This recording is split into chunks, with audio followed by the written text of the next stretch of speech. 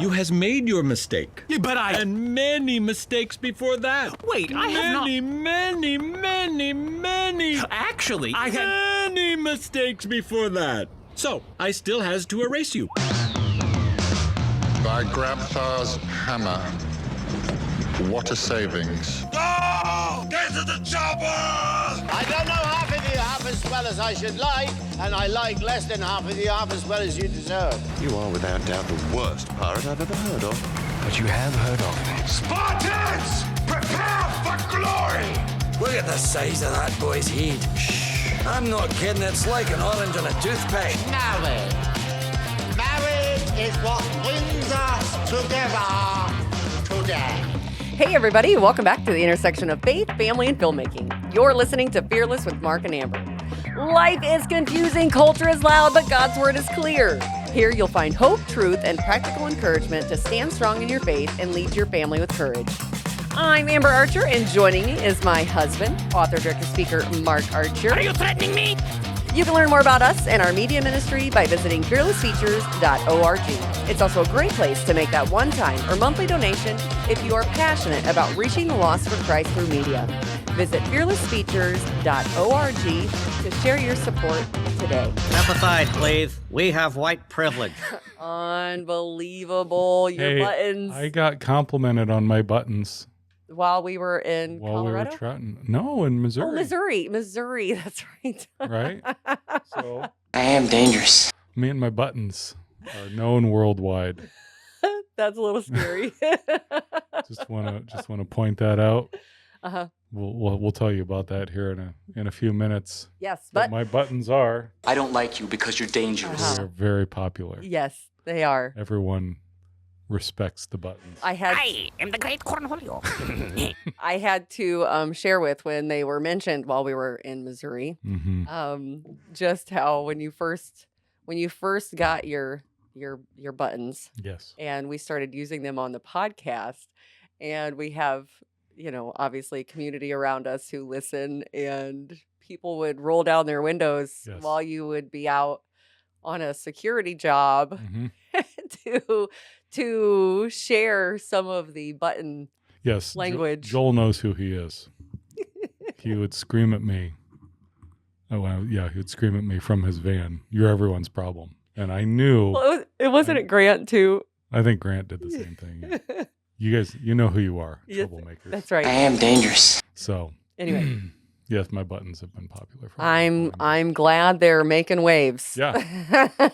So we were just in Missouri collecting 2 more interviews for Principalities. What movie we're working on? Yeah.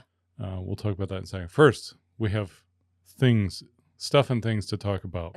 Upcoming events. So the ARC conference. The ARC conference, the women's conference, that is obviously women's. Teenage daughters absolutely should come. It's going to be a great event. That is, mark your calendars for April 6th through the 8th or April 9th through the 11th. We are speaking at both conferences that week. It's anchored, Pursuing Biblical Sexuality in a Turbulent World. Right. So, yeah, sorry, guys. That's a women's conference. Yeah. However, guys, you can come to the Worldview Matters conference, which is in Green Bay. Green Bay, Wisconsin. That's May 1st and 2nd of 2026. So mark your calendars. We'll have links in the show notes. Those details are upcoming. And that's being put on by our friend David Fiorazzo. We have been on his show several times, and he's also going to be part of the cast of Principalities. Yeah. And very excited. He's really fascinating guy to talk to. He talks to a lot of people, and it's a very well done show. So and that's part of Freedom Project. So look him up, and there's episodes with us, and he's got a pretty good lineup already coming to that. I think it's the first conference that he's doing here. So. Okay, so those 2 events. Another event that is pending, we talked about last week. We have had some people reach out. We don't have anything nailed down yet, but if you're in the South Bend, Goshen area. We're looking for a church, nonprofit organization, someone to partner with, especially in the pro-life arena. February 12th, because that's the anniversary of the burial of the 2,411 babies that were discovered in George Klopfer's garage in the trunk of his car. And of course, we're talking about this. We're talking about our film Inwood Drive, right? And so we're looking for a screening partner. So we're looking for a venue, and we would like to do it in conjunction with. I'm sure that there is some kind of a memorial service. If not, we'll put one on. But I'm sure somebody up there has one, so we will definitely be part of that. If you'd like to help sponsor an event like that, let us know. Yeah, and then we would sometime during that day / evening, we would like to screen Inwood Drive, because it is the story of those babies and about how Klopfer was shut down. It was our first Fearless Features title, and incidentally, there's a companion book to that we haven't talked about in a while. It's called Inwood Drive. It's available on our website. Yeah, we have copies of this, hard copies of this.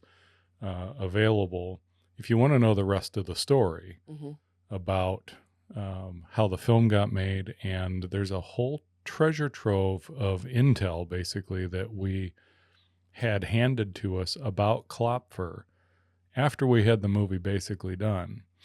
And you get a lot of people when you're doing stuff like this that come along and say, hey, I've got info, I can help you with this. And we never turn it down. But at the point when this woman reached out to us, we kind of had the movie done, and I went, okay, yes, I would love to see it. I kind of have it done, but let me see what you got. Yeah.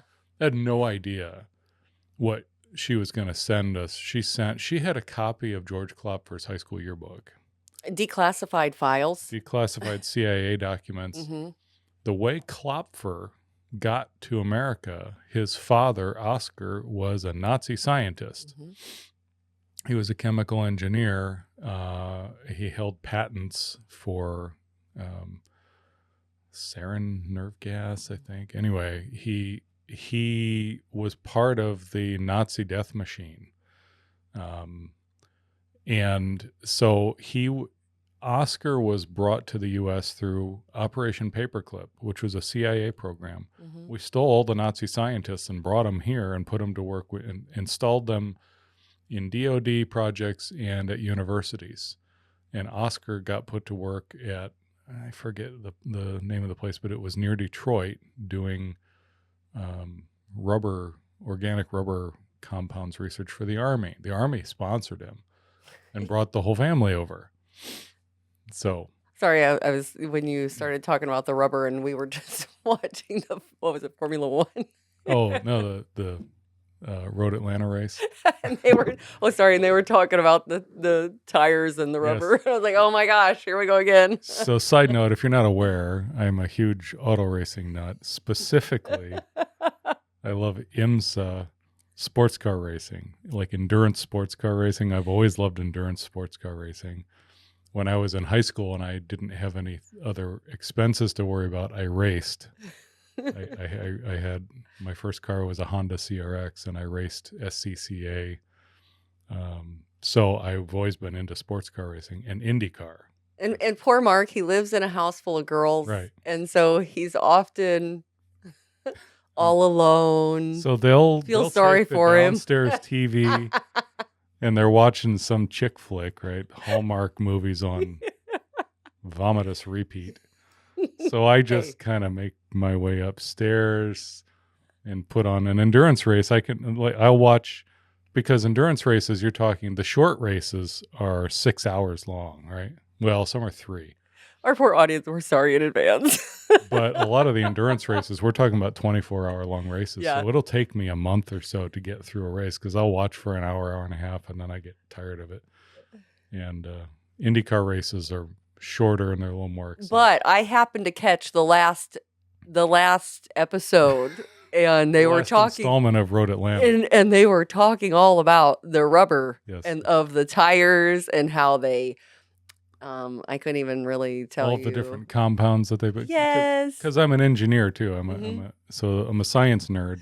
So they're talking about vulcanization processes and how they change the silica balancing the Yeah, guys, whatever. tires. It's really quite God, interesting. I'm sure it is. So I did study mechanical engineering and material science. And Say, so, yes, dear. That is awesome. I Anyway, love that interests you. So back to Inwood Drive. We have Yes. copies of this on. Also, Compromise, the new one. The first printing is gone. Hey, yeah, guys. So, but you can still order them. Yes. And a second printing is coming. So, fearlessfeatures.org/compromised. Mm-hmm. And we still have Still in the shop. DVDs available in the shop for the Mind Polluters. Mm-hmm. If you and we're working on DVDs of all of the Yeah. films at this point, but right now we have still a bunch of Mind Polluters DVDs in the shop Because the it's store. so very relevant Yes. of what's going on across the nation. I mean, this stuff is not going away. Yeah. It definitely resources and tools for you to educate your community. Mm-hmm. And as we continue, we'll work through. There's a lot of things coming in the new year, is what I will say. I'm very excited for 2026 and where the Lord is leading and what's going on. So, And if you want to host any of our films, all you got to do is reach out to us. Yeah.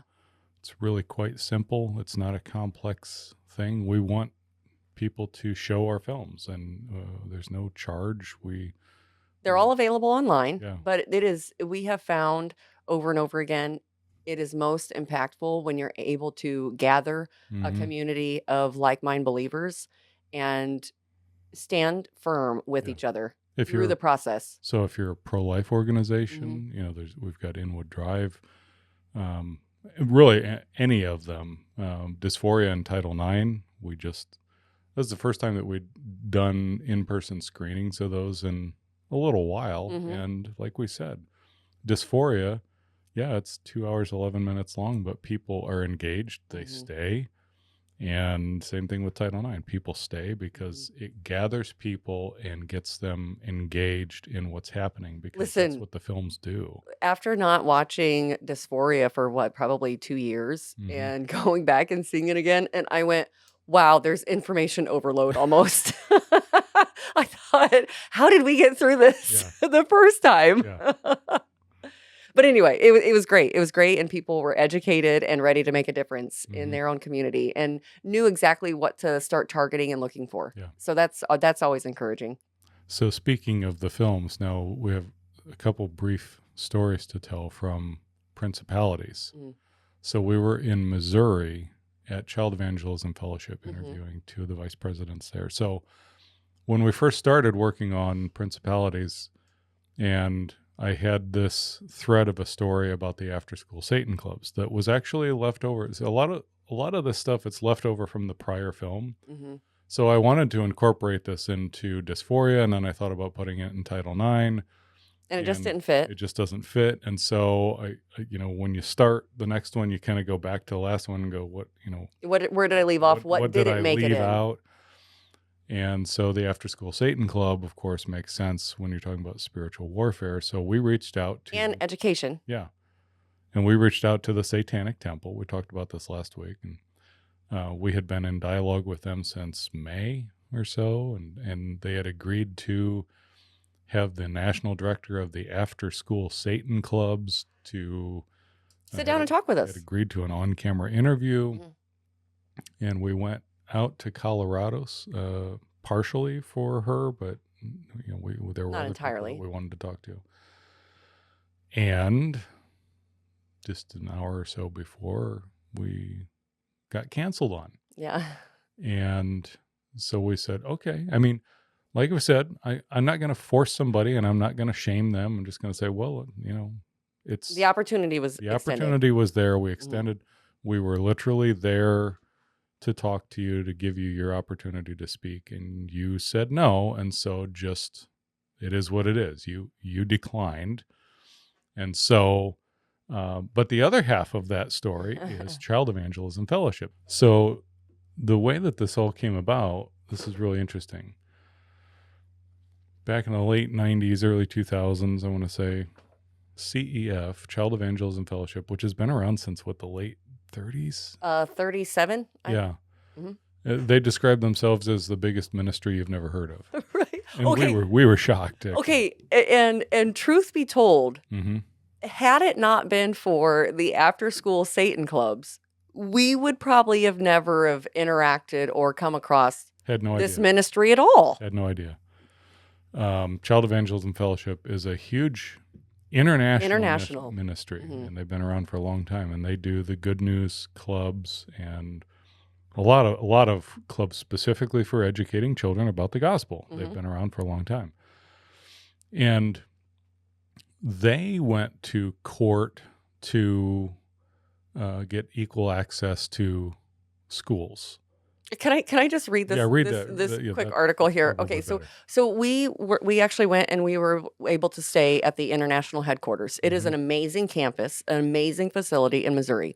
However, there just happened to be this book sitting on the table, and I started reading it. I'm like, oh my goodness, what is all this?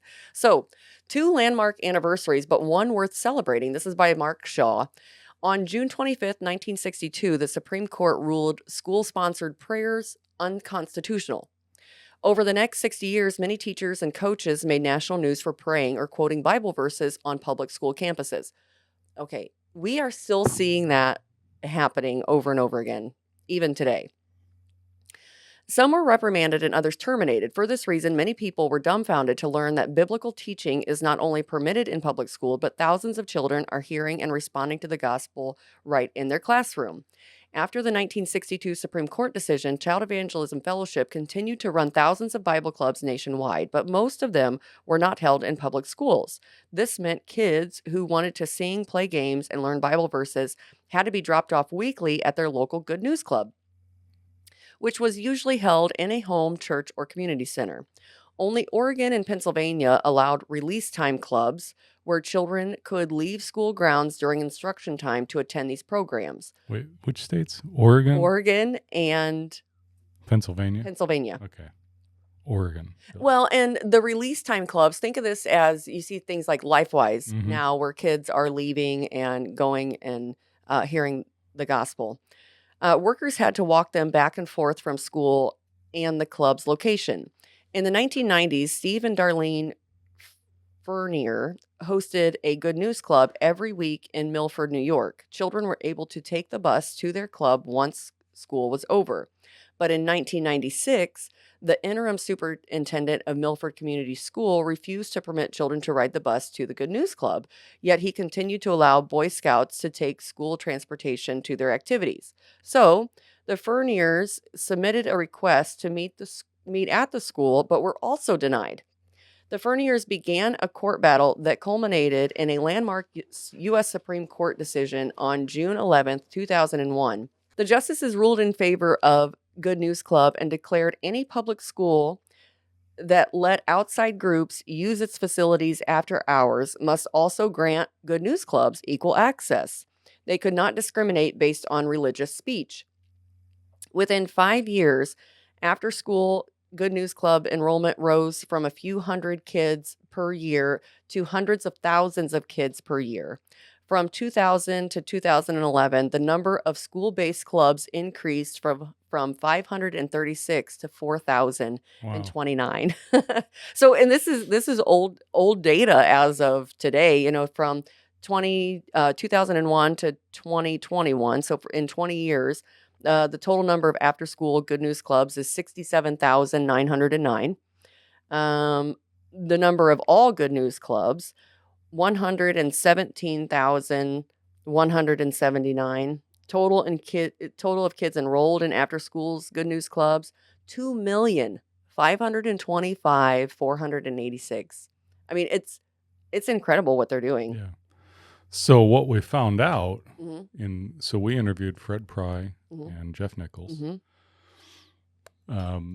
First, we had reached out to the Satanic Temple, and they had agreed.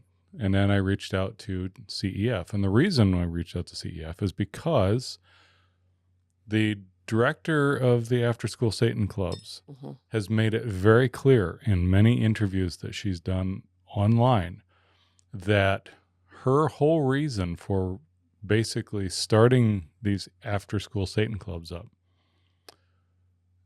is because her son went to a Good News Club heard the gospel, and that made her mad. And she did not want any part of that. Wouldn't let him go back. And then I don't know what her involvement was at that point, but she got involved in, and they started their after-school Satan clubs specifically to go after anywhere CEF had a good news club. Mm-hmm. And so what they did, and this is so like Satan, Mm-hmm. to take something good that came out of CEF's efforts, and then they turn around and try to use it against them. So they go, well, hey, equal access, then if you're going to let them in, then we want a Satan club. And so the whole point of this tactic is not that they want after-school Satan clubs necessarily, because what did we find out? How long do the after-school Satan clubs usually Well, last? because here's let me just back up for a minute, Mhm. because for the Good News Clubs, Child Evangelism Fellowship partners with a local church. You get 6 to 8 volunteers from that church who once a week for a 30-minute club meeting go in and share the gospel. Everybody is trained very well in how to share the gospel every week. It's an ongoing program. A CEF supplies everything that you need. Mhm. So what we found was, and what they found is the longest running after school Satan club that they think has even lasted has been a month. So, and you got to understand, this ministry has been ongoing for decades, generations now. And what's interesting is for people to understand, and it's one of the things that we're definitely going to touch on in the film, Mhm. is okay, first of all, stop being afraid. Okay. The point of them coming in is for you to cower in fear and to reject all clubs. Yes. Because That's their end goal. if you don't want the Satan club in your school, then you can't allow any clubs in your school, right? Because and let's that's be equal clear, access. and let's be clear who they're really trying to bully. It's the administrators Exactly. and the school boards. That's right. And so that's why, so many people, they're like, oh, and that's the thing that we hear over and over. We don't want the bad publicity. Mhm. We don't want this turmoil in our community. We don't want to be painted in a bad light. Now we're going to be all over the news. And there are, and they those things have and happened. they've succeeded too in scaring sponsoring churches away Exactly. for the exact same reasons. Well, we didn't know it was going to be like this. Guys, believers, stand firm. And after you've done everything, stand. Mm-hmm. There is no reason to cower from the truth and continuing to speak the truth. They don't last anyway. It's all built on sand, like the After School Satan Club, built on sand. Yeah. You are sinking. You're a loser. This is true. Read the end of the scriptures. I want to point out who they follow. He loses in the end. You're such a loser. And everyone who follows Satan in his After School Satan Club. You're a loser. You and your buttons. Okay. You're a loser. You feel better? Man, I'm tired of being right. So with that, that's our encouragement Mhm. through this episode. Please don't cower in fear. Stand in the truth on your firm foundation. Yeah. In the light. How do you relay that? Transfer that to the next generation, please, because we need strong warriors. We were talking a little bit about this morning. I know we don't have too much time here. Mm-hmm. About why it is that I sound like a broken record, but we're always asking the question, why has the church become so soft? Thoughts, comments, questions, concerns? No, I was going to go to Romans 13. Mm-hmm. The day is near. Yeah. And do this, understand the present time. The hour has already come for you to wake up from your slumber, because our salvation is nearer now than when we first believed. Mm-hmm. And this, think about, this was written thousands of years ago. Yeah. Okay. They thought just as much of the Lord's return, and we are so much closer. Mm-hmm. Nobody knows when, nobody knows the day, time, or hour, But let us not be surprised and be ready to meet our Lord and Savior every day and telling the truth to people every day. I think part of it too, part of my research for principalities, I don't want to give too much away, but studying a lot about Islam. Oh my goodness. As well as the occult. Yes. We've talked about things that we've learned about the occult and Alice Bailey and Helena Blavatsky, because the point of principalities that you'll see when the film is done is I want people to understand. Are we trying to scare everybody into thinking there's a demon behind every bush? No. Because that's not biblical either. But to realize that a lot of these things that in our Western culture that have been explained away by science and medicine are actually demonic. A lot of it is. Now, it's the demonic can cause the medical, right?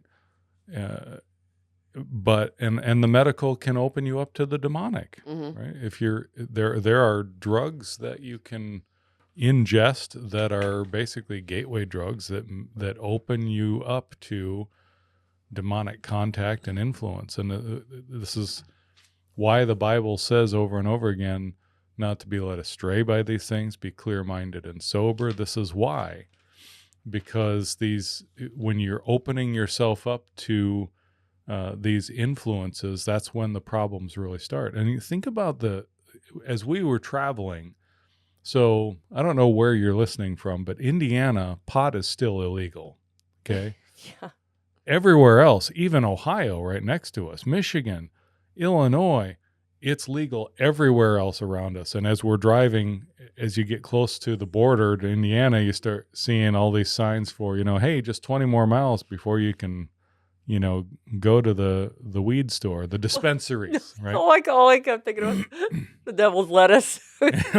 Somebody's smoking the devil's lettuce. And why? You're a loser. That's why. So it was amazing to us. In fact, when we were in Colorado, remember, and we were right by Focus on the Family. I'm not implicating Focus on the Family in this, okay? But I'm saying in Colorado, we were just maybe a quarter mile away from Focus on the Family, and we drove down the road to go to dinner or something, and there was a dispensary the size of a Walgreens. I mean, it was huge, this store. And from your car, you get a contact buzz because all you smell is pot coming out of the store. It's everywhere. So these are all these, mind-altering drugs that are to take, I got to take the edge off, man. No, you're opening yourself up. The same thing with alcohol. You're opening yourself up. Well, and there's the medicinal purposes. I mean, I believe there are. I'm sure. I'm sure that there are. I'm sure that there are. I'm sure that there are. But the recreational and the overuse of it. Yeah. Yeah. So is what we're talking about. We have gotten completely, I don't know, we got off topic here, but yeah, we did. Because I get really annoyed at the pot stores. Oh, well, no, you were talking about just the research. I think the one thing that I have been I was talking about Islam. Yeah, the one thing that I have been fascinated to learn is just about how all of the places that we see now as Muslim nations basically were all once Christian. Yes. I'm not arguing that with you. Egypt was a good example. When you look at Egypt, because specifically looking at things like the Crusades and people, the narrative right now in our day and age is that the Crusades just shows that you Christians are just, unprovoked, going in and slashing and burning. Now, the Crusades were a defensive move. When the Christians had finally had enough.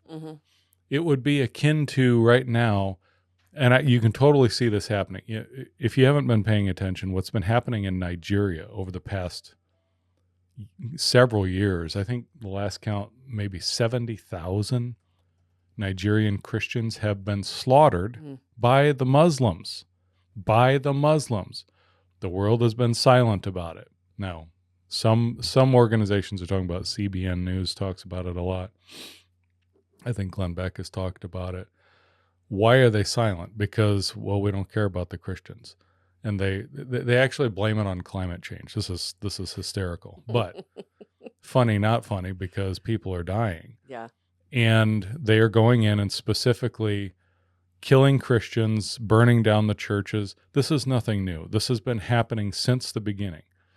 And Muhammad, there is no God but Allah, and Muhammad is his prophet. Okay, so Muhammad, the original, he, when he first started this, was in the late 600s AD. So before that, all of these nations that we now look at as quote unquote Muslim nations, all of North Africa, all the Middle East, Persia, Turkey.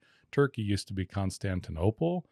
That was the capital of Rome. They moved the capital of the Roman Empire. They moved it from Rome to Constantinople, so Asia Minor. That's where all of the letters to the churches were. All the in Romans or Revelation, the letters to the churches, those were all in Asia Minor. And the Islamic movement grew so rapidly, but Egypt was a Christian nation, and then the Muslims came in and took it over.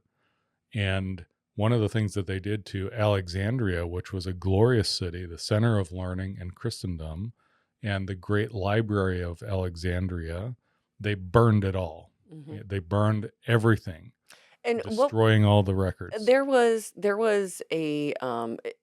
so many books and information, and it would take how long for it to burn? What? Gosh, I'll have to find that quote, but it was that something like 6 or 7 years they could have burned all that, because everything was written on scrolls, papyrus scrolls. The other thing that did was it was part of ushering in the quote unquote dark ages, because Egypt was the center of the papyrus trade, which was paper. Mm-hmm. And so when the Muslims took over, they cut all that off. And so there was a paper shortage. It's not like you had backup storage in the cloud. Mm-hmm. And so aren't we thankful for technology and being able to share information in a different medium and platform? Yeah. On the other hand, how easily now it is to, what's the word I'm looking for? Deceive. Yes. Yes. There's upsides and downsides to it. So here's the interesting thing, and we'll talk more about this. Yeah, because we're starting to run long in the future. But the thing to remember is, Islam and the followers of Islam, they are the descendants of Ishmael. Mm-hmm. Okay, the Ishmaelites. Before Muhammad came along, they were called Ishmaelites. Mm-hmm. They still are. So they do have a legitimate claim to Abraham. Mm-hmm. But remember, Abraham had two sons. One was Ishmael through Hagar, the maidservant. And God gave him the name Ishmael. He met Hagar in the desert and gave her comfort and said, your son will be a wild donkey of a man. His hand will be against everyone and everyone's hand against him. You'll name him Ishmael. That's why they are the way they are. Mm-hmm. They're not going to change. Mm-hmm. Why? Because God said so. Mm-hmm. So the Ishmaelites, we will talk more about them, but you'll hear about them, because this is the manifestation of the spirit of the Antichrist through the ages. If you want to see spiritual warfare and the manifestation of it, it's things like Islam that is taking over everywhere. Drinking from a fire hydrant again. I know. I don't mean to freak everybody out. But you better cue the ending. Yeah. So we'll have our Thanksgiving special next week. It'll be more fun. More upbeat. In the meantime, we talked about the events and the books and the DVDs. So I guess that's all I have. Party on, Wayne. Party on, Garth. That's all the time we have for today, friends. Thanks for listening through to the end, and be sure to click that subscribe button so you never miss an episode. And share this with your family and friends. Until next time, march on, saints, and be filled with the Spirit. I'm not arguing that with you. This is my only thing. How many kind souls in the universe? Well, if you take 5 and you add 5 and you add 10.